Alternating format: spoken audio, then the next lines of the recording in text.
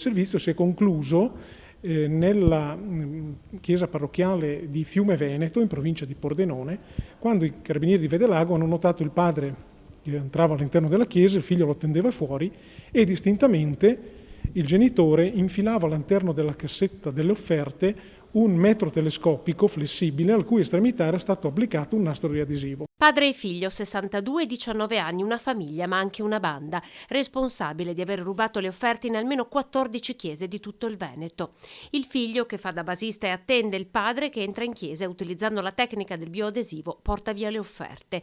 Decisiva per le indagini dei carabinieri della stazione di Vedelago la segnalazione di un cittadino che giovedì mattina nei pressi della chiesa parrocchiale di Fossalunga aveva notato un'auto sospetta. In quell'occasione i due indagati sono stati identificati. Immediata è scattata la verifica sui precedenti penali del papà, risultato non essere nuovo a furti all'interno delle chiese. I carabinieri hanno poi pedinato l'auto per tutto il giorno, seguendo la coppia tra le province di Venezia, Padova, Belluno e Pordenone. Ed anche la mattina seguente, quando a Fiume Veneto la coppia è stata fermata perché colta in flagrante. In quella precisa occasione, effettivamente all'interno della cassetta c'erano 10 euro, una banconota a 10 euro che è rimasta appiccicata al nastro biadesivo.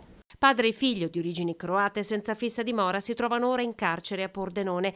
Alla coppia sono attribuibili con certezza altri 13 colpi. Durante gli spostamenti sovente si fermavano all'interno di esercizi pubblici o supermercati ad acquistare beni alimentari o anche consumando bevande alcoliche. Non curanti dunque dei divieti imposti dal DPCM, con un Veneto ancora in zona arancione. Oltre ai reati contestati saranno contestati anche tutti quelli che sono le violazioni in materia sanitaria stabilite dai DPCM in vigore.